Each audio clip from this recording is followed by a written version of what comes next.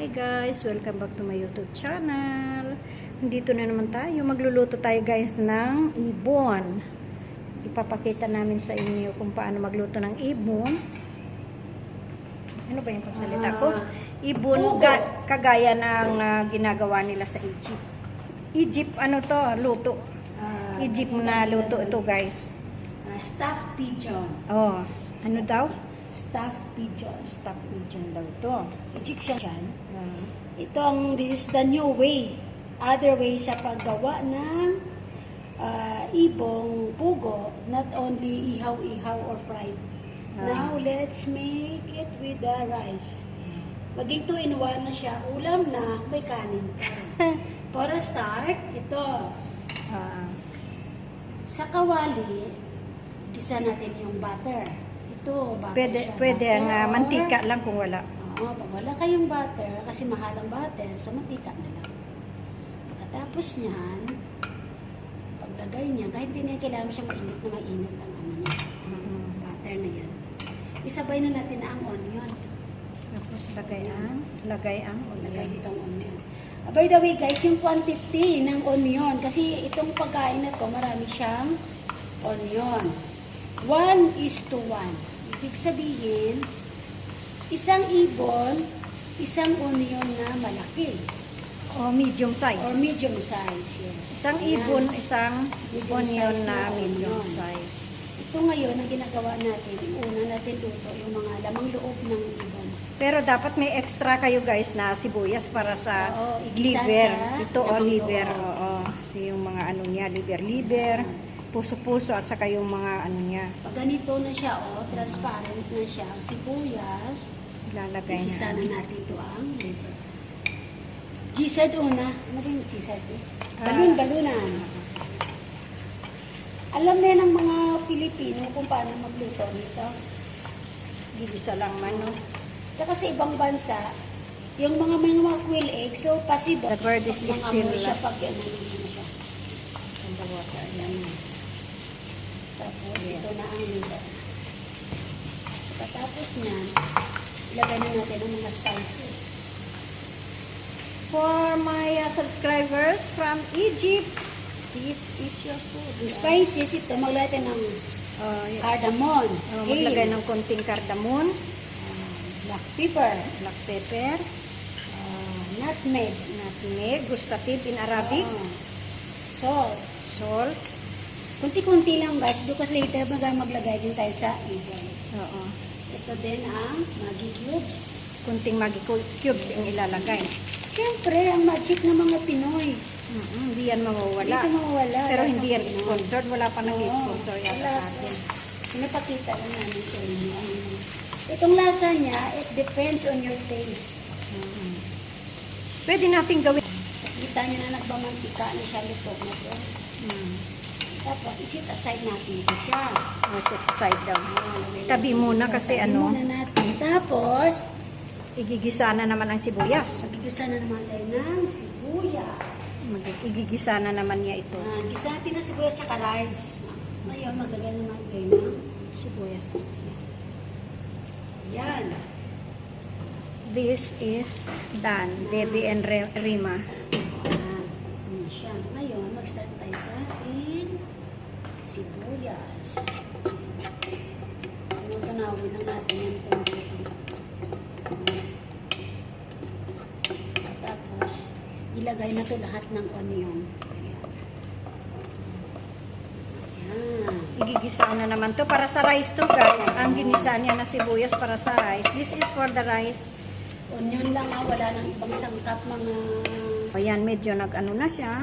Ilagay na natin to. Again, Nag-transparent na yung Ayan. sibuyas, no? Natunaw na yung mantika. mantika, wala na siya. Oo, butter yun pwede. Mantika pwede kahit ano. Basta ganito. Egyptian butter kasi ang ginagamit namin kasi Egyptian food. Ito na ang natunaw na siya. So, O, ilagay niya na lahat. Salt, again salt, black pepper, cardamom or hale, and gustative, nutmeg. Tapos, again, ito ang pampalasang Pinoy. Maggi cubes. Maggi Chicken cubes. Maggi cubes. Tsaka, Tsaka magic sarap. Lahat yung mga yan hindi Kulang at sponsored. kukulang. Hindi tayo pinyo-sponsoran. Tapos, Siyempre, ang rice, isang ibon, dalawang ganito. isang Yan. yan. Isang ibon, 2 birds, 2 like this. One bird. One bird, 2 po, like this. Yan. Ibig sabihin nun, isang ibon. So, Kaya pag 5 ang ibon mo, 10 ito, dakot. Ito siya. Oh, yan. 10 dakot ng rice. Pagka 10 ang ibon mo, 20, di ba? Oh, 20 yan. Kasi naduduble pala. Pero ang sibuyas, 1:1. Isang ibon, isang medium sibuyas. Yan. Pag sa onion, ang ratio, onion and bird is 1:1. Pag bird and rice, 1:2. Pero ganito lang siya. Oh. Tingnan natin to. Ada, Ginisa natin kanina. ginisa na idagdag na yung ginisa na mga liver. After the rice, we need to add the liver, guys. Rima and Debbie and Selena. Tapos ganito, dapat ang kulay niya magiging ganito siya. Oh. Magiging brown na siya. Magiging brown na siya, guys, ay malapit na yan. Basta magkulay lang, no? Tapos dapat maamoy ang hil. Dapat maamoy daw niya ang hair. Naamoy niya, guys. Huwag na natin pakita. Bay leaves at saka cardamom na buo. Isa lang malinto. Dito pala sa tubig yan, mamaya. Yung paglagaan ng ibon, guys. Kasi ilalaga ito eh. Kikita niyo mamaya kung paano namin gagawin. Tapos, ang lasa nito is little salty than normal. Medyo dagdagan ang salt niya para pag ilaga mo siya, kasi magbabawas pag kaya must be more salt than normal, guys. After this, ilaga natin siya Sa tubig. Pero may timpla na naman yung tubig, di ba? isang oras natin siyang ilaga. Tingnan mo mamaya. Ngayon, our rice is ready. Ayan na siya. Ready na. Enough niya na. Wala na yan. Mm. Palamigin natin ito. Ngayon, may nakahanda kasi na tubig na pinapoboil. Yan, Kasi yung ibon na yan, nilaga natin yan ng isang oras. Lalagyan ng bay leaves. Ang ilagay naman Bay leaves. Cardamom. whole cardamom. Whole cardamom. Simply salt. Para, ayan. Meron siguro sa mga to, pero So, mahal. Ngayon kasi sa Pilipinas, may mga tindahan ng mga Arabic food. meron na Ibig yan. sabihin, possible nandyan yan. Available Oo. yan. Ngayon, hintayin natin mag-boil yan, guys. Hintayin natin mag-boil yan bago ilagay ng ibon. Pero, bago ay habang naging yan, magi-magi yung nilagay niya. Tapos, again, magic.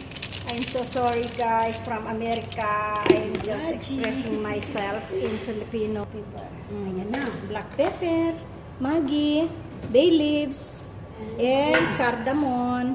Then, yan Wait until boiling. While waiting, para sa boiling. Saan ang limon? Tapos na. Ay, nilagyan niya ng katawan niya. Ipiga lang ganyan. Ipiga lang naman. Ito ang ibon. Ito na yung ibon. Kasi sila lang naman. Diba, Oh, yan, wala oh. lang naman ito ng amoy kahit wala naman. Sa loob niya, Oh, tapos dapat ganyan, anuin mo rin sa loob niya, ganyan. Oh, para mawala lang yung lansa niya. Na, Na, ano. sa mga naman. Oh. Yan, pagkatapos, ang importante dyan is Ang important black pepper, guys. para may lasa ang iba. Again. Kunti Again, lang. she will put black pepper and salt and lemon, guys, here. Sabay-sabayan lang natin ang English, guys, kasi sa mga mga nanonood na taga ibang bansa para baka gusto rin nila magaya. Yan, Pagpasensyahan kahit nila papaano, kami. Kahit papaano. May idea sila. Oo. Now they she put Salt and salt and black pepper. Yan mo lang natin, i-massage lang para later on, may lasa din ang ibon. Katawan niya. Oo. To taste ng lahat ito nilalagay natin. Our bird is ready. Our bird is ready, guys. Maraming proseso to, guys. Alam nyo ba, mamaya pagkatapos nito, ilalaga ito. Tapos, ipiprito na naman pagkakain sila. Ipapakita na naman namin sa'yo at sa last. kung paano. I-ano na lang natin, no? Idugtong, no? Oo. Tapos ito na. Yan na. Ito natin ibabalot ang Babalutin niya ng foil. Babalutin niya yan ng foil. Dito mo na lang kayo ipatong. Yan, ganyan. Yan, babalutin niya ng foil. Yan. O, yan. Ang galing talaga nito magawa ng mga Egyptian food. Siguro magbi-business sa atin ng Egyptian food. Yan. Magbi-business ka sa atin ng Egyptian food for good ka na. Shampoo. Sino bibili doon niya? Hindi, pwede naman yata magawa tayo doon ganito sa Try atin. natin sa Pilipinas. One reason na dapat natin iluto ng maaga to, early, because look, Mainit. we need to put this inside the bird. Stop Oo. natin ang bird ng rice na natin. Papasok sa loob ng ibon, guys. She will put inside Tikman the mo, birds. ate. She will put. Ah, Ikaw na. Basta importante maraming asin. Maganda kaya ito. Ito na siya, guys. Look how... Mainit pa man o kahit na. Hmm? Mainit pa o you see. You know, Si mahawakan ko Remia, Selena, Christina, White Angel, Rima, she will put inside Ang the... ibon, ang pag ano is, hindi siya, dito lang sa leeg. Pagkatapos dito lang sa puwitan, sa back part like this. Oo, Tapos ipapasok. dito lang siya. Ayan. Lagyan mo dyan sa gitna, i-push mo siya, Push until pupunta sa neck. Yes, ganyan. Pero wag naman yung sobra-sobra, di ba? Tamang-tama lang. Just put don't make it too much, like, what is this? Full. Because when Too it's much cooked, siksik. yes, too much siksik. Kasi once the rice is boiled, The mag-expand siya. The bird will burst. Then, pag marami siyang rice na nilagay sa tiyan, may Puputok. tendency na puputok siya, doon tawag doon. Puputok. Mabibiyak siya. Mabibiyak. Kaya ganito na siya. Tapos, Lalabas kasi siya pag ma-over, no?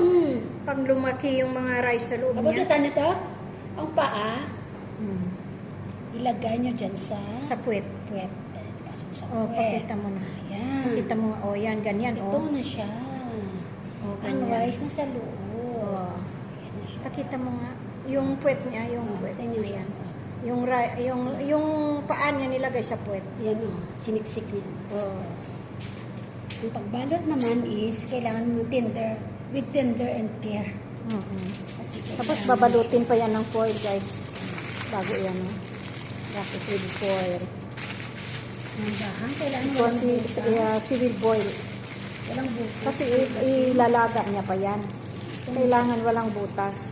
Ito na siya guys, ang ating ibon. The water is boiling. We need to put, guys. And after 1 hour, we need to take again and fry. That's already the final. Ito na siya. Hindi ito pwedeng buksan. Ito na siya. Ito na, guys. Tapos na. After 1 hour, guys, we need to take from the water. Kunin na natin sa tubig. At tatanggalin sa foil, di ba? And remove from the foil. Ang isura niya pagkatapos natin Oo. siyang ginagawa. Ibon. Remove from the After foil. After 1 Tanggalin hour na. of boiling. Sige daw. After 1 hour of boiling. Yes, ito na siya. Sige. This is Pagkatapos ng 1 oras, guys, na pinaboil. laga. Oo. Ngayon, pag mainit na ang mantika, pagkatapos nilaga, ito na, guys. Piprito na natin. Yan. Piprito yan hanggang sa mag-brown.